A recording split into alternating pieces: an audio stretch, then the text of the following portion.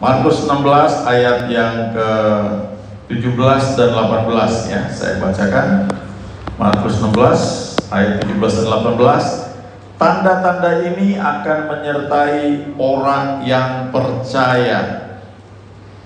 Mereka akan mengusir setan-setan demi namaku. Mereka akan berbicara dalam bahasa-bahasa yang baru bagi mereka.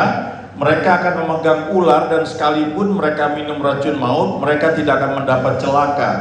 Mereka akan meletakkan tangannya atas orang sakit dan orang itu akan sembuh. Kalau kita baca Alkitab di surat Timotius, ya, ketika Paulus menuliskan hal-hal yang sangat penting. Ketika dia berkata dia sudah mencapai garis akhir, dia sudah menyelesaikan pertandingan yang baik.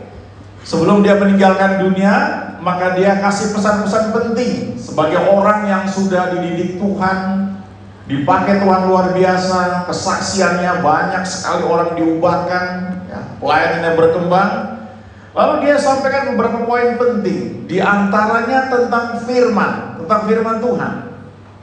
Dan dia bilang di 2 Timotius, ya, surat Paulus kepada Timotius yang kedua, di pasal ketiga, dia bilang begini ya, segala tulisan yang diilhamkan Allah memang bermanfaat untuk mengajar, untuk menyatakan kesalahan, memperbaiki kelakuan, dan mendidik orang dalam kebenaran.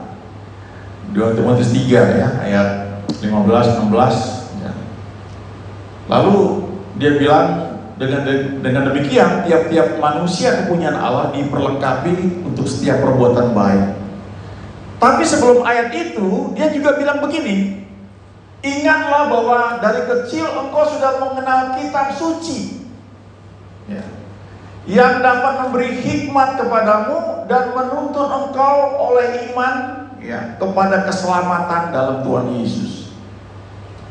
Nah, kalau kita dengar firman, baca firman, yang biasanya paling mudah ditangkap itu kalau sudah dibuat poin-poinnya, ya.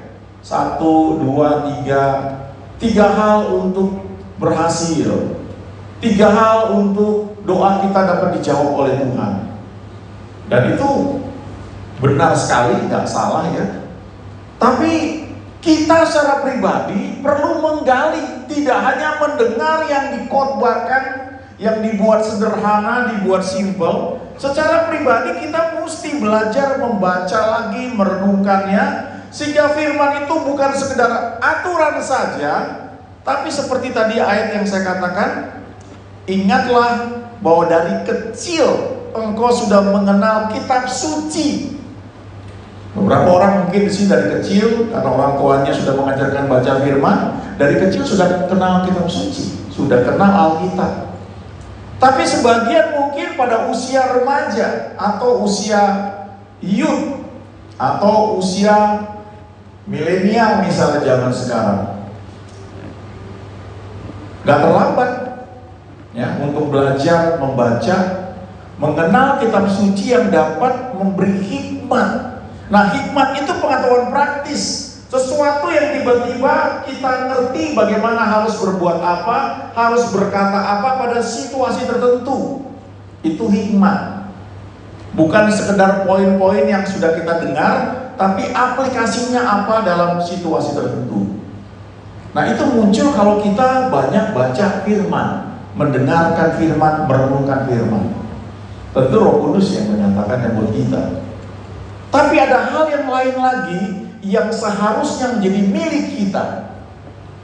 Ya, lanjutan dari ayat itu, memberi hikmat dan menuntun engkau kepada keselamatan oleh iman. Nah, ini yang kita mesti kejar. Kata keselamatan dalam bahasa Yunani-nya, aku diselamatkan, ada kata kerja, ada kata benda, soteria atau sozo. Itu diterjemahkan di Alkitab tidak hanya diselamatkan untuk nanti tidak masuk neraka, tapi juga berarti diselamatkan dari satu malapetaka. Itu diterjemahkan juga disembuhkan, dipulihkan. Itu janji Tuhan. Kita datang ke gereja tidak hanya mendengar satu pengajaran, yang ini boleh, yang ini enggak. Tapi kita diajar bagaimana adalah menemukan Tuhan di balik firman yang kita baca atau kita dengar. Karena kalau kita dengar dia bicara kepada kita, firman itu bukan sekedar pengetahuan, logos, satu cara berpikir, satu sistematika berpikir yang didasari firman Tuhan, tapi firman itu menjadi berbicara secara pribadi, menjadi rema. Sepertinya Tuhan ngomong langsung kepada kita pada saat itu. Nah, dari rema itu muncul iman. Waktu rema itu datang, waktu firman itu berbicara kepada kita, keputusan mau percaya apa enggak itu ada pada kita. Waktu kita putuskan, ya saya mau percaya, nah itu imannya muncul di situ.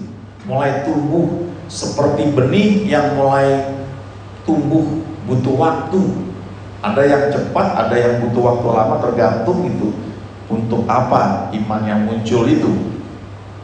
Sama kayak sudah keterima di sekolah kedokteran, ya perlu masuk sekolah kedokterannya, perlu belajar sampai nanti jadi dokter. Ya, ada janji Tuhan mungkin kamu akan jadi dokter, tapi mesti masuk sekolahnya, mesti ikuti prosesnya. Mendengar firman juga begitu. Kalau kita cuma sampai di pengetahuan, buat apa? Rugi besar. Kita tahu banyak, kita bisa memilah-milah. Oh ini tentang ini begini, ini boleh, ini enggak. Itu perlu, tapi coba maju lebih dalam, baca firman begitu rupa, temukan Tuhan di balik firman itu, sehingga firman itu bisa menjadi hikmat yang kita butuhkan untuk keperluan kita sehari-hari. Dan lebih lanjut lagi, firman itu bisa menjadi iman. Nah, iman ini menarik hal-hal yang mustahil, yang tidak bisa diselesaikan dengan kemampuan manusia. Ah, itu yang membedakan kita dengan orang lain. Itu yang membuat ibadah kita ini berdampak. Bukan sekedar peraturan yang kita dengar, tapi ada kehidupan di balik itu. Nah, Markus 16 berkata tanda-tanda ini akan menyertai orang yang percaya. Markus 16 ayat 17. Ya, mereka akan mengusir setan-setan dalam namaku, mereka akan berbicara dalam bahasa yang baru bagi mereka, mereka akan memegang ular, dan sekalipun mereka minum racun maut, mereka tidak akan mendapat celaka. Lalu mereka akan meletakkan tangannya atas orang sakit dan orang itu akan sembuh. Bagian ini seringkali dikesampingkan. Itu janji Tuhan. Apakah kita cuma mendengar seperti cerita sekolah minggu? Ataukah cuma pengetahuan saja? Ataukah kita alami itu? Kalau ada yang sakit di rumah kita, ya bagus ya, minum obat itu perlu, tapi mungkin sebelum itu coba belajar doakan dulu, tumpah tangan, karena ada janji Tuhan di sini. Masalah nanti minum obat atau ke dokter, itu sudah apa-apa. Bahwa kita mau minum obat atau kita mau ke dokter, itu artinya kita mau sembuh, betul kan? Itu hal yang wajar. Kalau kita mau sembuh, karena itu jangan berpikir bahwa Tuhan kirim penyakit buat kita. Bukan dari Tuhan. Sebab kalau kita bilang penyakit dari Tuhan, jangan minum obat, karena nanti melawan kehendak Tuhan. Ketika kita baca firman Tuhan, kadang-kadang tidak cukup sekali, memang berkali-kali. Itu seumur hidup kita baca, renungkan firman Tuhan. Ayat 17 saya ulangi lagi, tanda-tanda ini akan menyertai orang yang percaya. Gak dibilang tanda-tanda ini akan menyertai para pendeta.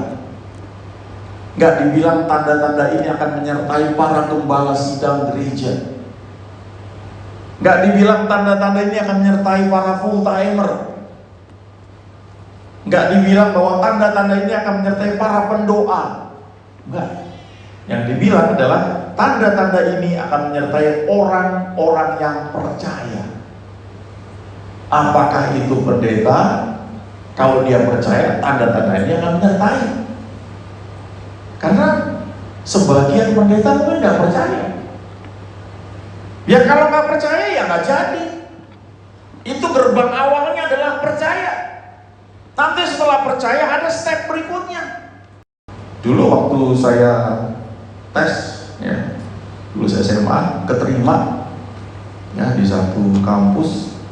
Pada saat itu memang saya nekat, saya cuma mau kampus itu dan jurusan itu. Jadi pilihan kedua saya kosongkan, nggak pilih yang lain. Waktu keterima itu antara percaya nggak percaya, betul nggak ya? Baca namanya, cocokkan nomornya, betul nggak ya? Ada nama yang sama nggak? Untungnya saya percaya, karena memang dapat surat panggilan terus lalu datang mendaftar. Kalau saya nggak percaya, bohong kali ya. Saya nggak masuk di situ. Percaya dulu. Begitu percaya bahwa surat panggilannya, mendaftar, bawa ijazah semua diperiksa. Waktu itu masih kartu mahasiswanya cuma karton doang, ada blank tulis nama gitu. Masih kurang sah rasanya, belum berasa jadi mahasiswa di situ. Takut jangan-jangan salah gitu. Semester berikutnya kalau nggak salah baru di print kartu mahasiswanya. Wah keren, ada foto di situ. Baru saya sudah jadi mahasiswa di sini. Tapi saya terus masuk kuliah, ikutin terus, belajar, ujian, harus lulus tingkat 1 karena kalau nggak lulus drop out. Keras sekali peraturannya. Ada masa ketika ujian kimia nilainya 45 ya kalau nggak salah. Yang lain bagus-bagus. Yang itu kacau sekali. Waduh, saya takut sekali, takut di drop out, saya nggak bisa selesai dari kampus itu. Ada kakak rohani yang ajarkan ayat-ayat firman Tuhan, salah satunya ayat yang menghibur sekali di 1 Korintus 10 ayat 13. Pencobaan yang kamu alami ialah pencobaan biasa yang tidak melebihi kekuatan manusia. Sebab Allah setia, karena itu Ia tidak akan membiarkan kamu dicobai melampaui kekuatanmu. Pada waktu kamu dicobai, Ia akan memberikan jalan keluar sehingga kamu dapat menanggung. Itu ayat saya baca terus, dulu ada kartu ayat hafalan. Ya, saya renungkan sambil saya belajar terus susah payah belajar kimia. Saya doa, saya percaya ini janji Tuhan, saya pasti bisa. Ya ini lulus ya, dapat C kalau nggak salah. Tapi semester berikutnya dosennya diganti. Itu dosen kita dulu saudara, yang banyak mahasiswa kesandung di sini dulu. Diganti sama dosen lain yang lebih hebat ya. Profesor ngajarnya lebih bagus. Dan untuk jurusan saya kimia nggak prioritas, jadi malah semester berikutnya nilai saya bagus sekali. Itu contoh bagaimana percaya, lalu ada langkah selanjutnya sampai akhirnya selesai ya, wisuda. Ada saya punya kakak rohani ya, kakak kelas beda jurusan, selisih 5 tahun mungkin ya. Sampai sekarang saya nggak lupa ya pengalaman ketika dia memberi kesaksian di persekutuan mahasiswa Kristen di kampus kami. Dia bilang begini, waktu itu dia lulus sarjana muda ya, Sarmut. Dulu ada tingkatannya ya. Sarmut itu paling cepat lulus 3 tahun, paling lama 5 tahun. Kalau 5 tahun gak Sarmut, drop out. Lalu total kuliah maksimum 7,5 tahun. Kalau nggak lulus 7,5 tahun, drop out. Keras sekali. Nah ini kakak jurusan beda ini ya, jurusan kimia, farmasi bawah sana. Dia beri kesaksian waktu dia lulus sarjana muda. Sampai sekarang saya nggak lupa. Dia nangis di depan dia kesaksian. Dia bilang begini, ya, ketika dia ujian gak lulus, ya dia belajar lagi dengan susah payah. Dia bilang, Tuhan, teman-teman saya ada yang gak belajar nilainya bisa A. Saya udah susah payah, kadang-kadang malah gak lulus. Itu sampai nangis loh, kesaksian di kampus itu. Ya. Teman-temannya kuatkan, ayo kamu bisa, kamu bisa. Belajar, kerjain tugas, akhirnya lulus. Saya hadir waktu dia kesaksian, dia lulus sarjana muda 5 tahun pas. Habis itu dia teruskan lagi, dan ketika dia jadi sarjana, lalu ambil apoteker kalau nggak salah, saya hadir dia kesaksian lagi, tapi sudah lebih kuat.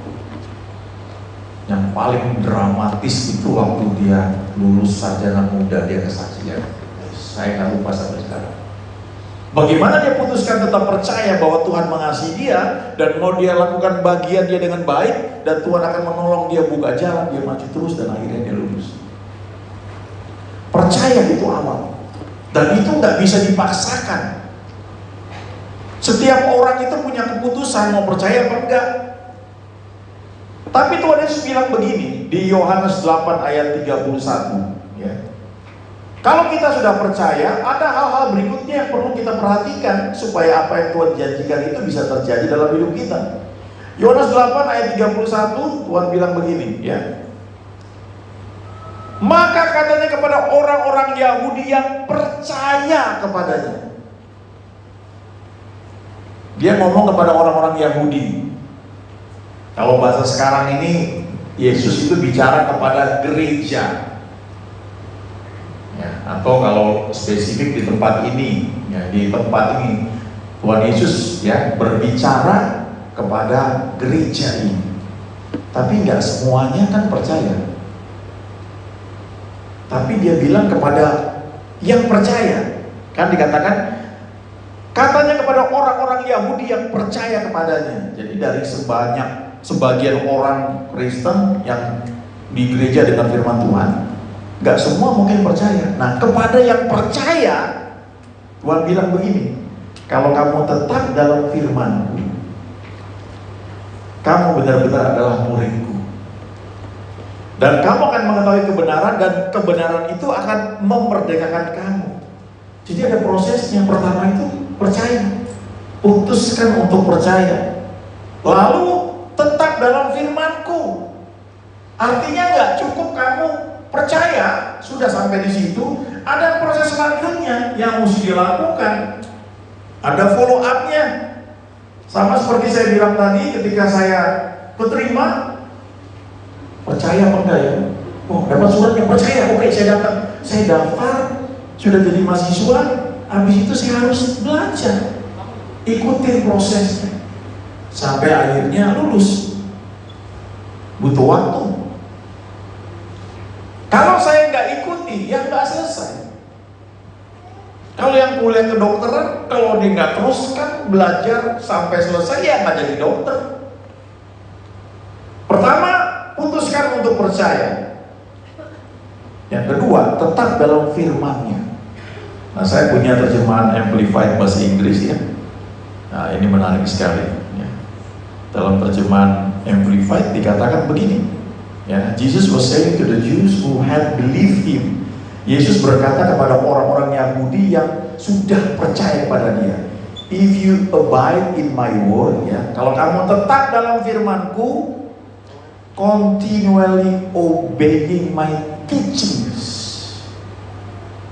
terus menerus ikuti dan taat pengajaranku, and living in accordance with them, hidup sesuai dengan pengajaran yang sudah kamu terima itu, terus menerus izinkan itu mengubah hidup kamu, dan maka you are truly my disciples. Kamu benar-benar adalah muridku. Jadi prosesnya itu pertama percaya, lalu ikuti apa yang Tuhan ajarkan, hidup seperti yang Tuhan ajarkan kepada kita, step by step kita benahi hidup kita, ikuti apa yang baik, maka kamu akan menjadi muridku. Bahasa Inggrisnya itu disciple. Di dalamnya itu terkandung kata disiplin. Nah, kalau seorang murid itu bukan sekedar orang kayak jemaat gitu ya. Murid itu kalau sekolah dia sudah bayar, dia mesti belajar, dia mesti ikuti aturan. Kalau nggak nurut dia bisa nggak lulus ujian, bahkan bisa DO, dikeluarkan dari sekolah, dari kampus. Ada pendidikan, ada disiplin. Nah, bagi yang masih usia muda, baru lulus SMA, sudah masa kuliah, mungkin usianya sekitar 20-an, coba perhatikan baik-baik. Tuhan pakai orang-orang muda di Alkitab itu dari sejak muda. Ada yang namanya Yusuf, ada yang namanya Daniel, Sadrak, Misa, Abednego, ada yang namanya Daud. Sudah dipilih, diurapi Tuhan akan jadi raja, tapi ada proses yang dilalui. Dan itu nggak enak seringkali. John Maxwell itu dia belajar kepemimpinan itu sekian puluh tahun. Dia izinkan diri dia itu untuk belajar dari banyak orang. Bahkan orang-orang yang hebat dia undang untuk makan siang bersama, dia traktir, untuk dia wawancarai poin-poin apa yang dia bisa pelajari dari orang-orang tersebut. Nah, sekarang dia dikenal sebagai salah seorang pakar leadership. Lalu ada yang bilang gini, waduh Pak John, Pak Maxwell, coba saya dengar apa yang Anda ajarkan itu 30 tahun yang lalu, 40 tahun yang lalu. Aduh, pasti itu akan bermanfaat sekali buat saya. Terus John Maxwell bilang, 30 tahun yang lalu ya saya belum tahu apa-apa. Itu saya kumpulkan hari demi hari.